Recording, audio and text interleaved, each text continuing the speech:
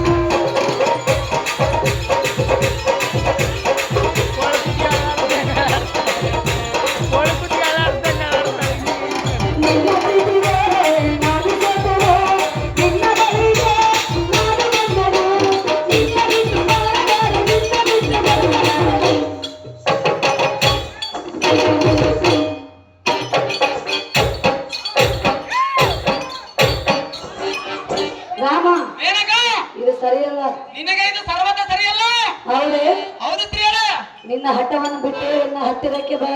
ನಾನು ಹಠ ಮಾಡುತ್ತಿಲ್ಲ ಸ್ತ್ರೀಯರೇ, ತಪಸ್ಸು ಮಾಡಲು ಬಂದಿರುವೆ. ತಪಸ್ಸು ಮಾಡುವ ವಯಸ್ಸಲ್ಲ, ನೀನು ಪರಪುರುಷರ ಬೇಡುವ ವಯಸ್ಸು ನಿನ್ನದಲ್ಲ. ಮತ್ತಿನ್ಯಾವ ವಯಸ್ಸಲ್ಲಿ ಮದುವೆ ಆದರೆ ಕೂಡ ಪರಪುರುಷರನ್ನು ಬೇಡುವೆಯಲ್ಲ ನೀನಂತ ಸ್ತ್ರೀಯರೇ. ರಾಮ ಮೇಲಕ ಬಾಳ ಬಾಳ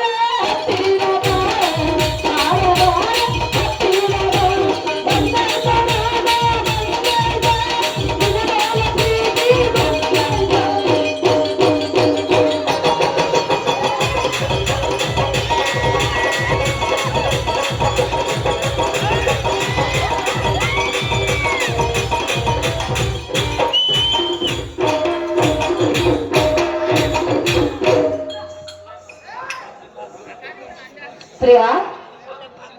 ಅಹೋ ಮೇನಕ ನಲ್ಲ ಹೇ ದೇವೇಂದ್ರನಲ್ಲ ಭಾರ್ಗವ ಹೇ ದೇವೇಂದ್ರನ ಪಟ್ಟದರಿಸಿ ಜಗದಗ್ನಿಯ ಕುಮಾರ ಹೇ ದೇವೇಂದ್ರನ ಪಟ್ಟದರಿಸಿ ರೇಣುಕ ನಂದನ ದೇವೇಂದ್ರನಲ್ಲ.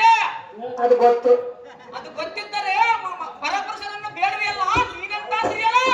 ಪರಪುರುಷರನ್ನು ಬೇಡಿಲ್ಲ, ನಿನ್ನನ್ನು ಬೇಡುತ್ತಿರುವೆ. ನಾನೇನು ನಿನಗೆ ಹತ್ತಿದವನ ಮೇನಕ? ನೀನು ಇನ್ನು ಮನದಲ್ಲಿ ಇದ್ದವನು.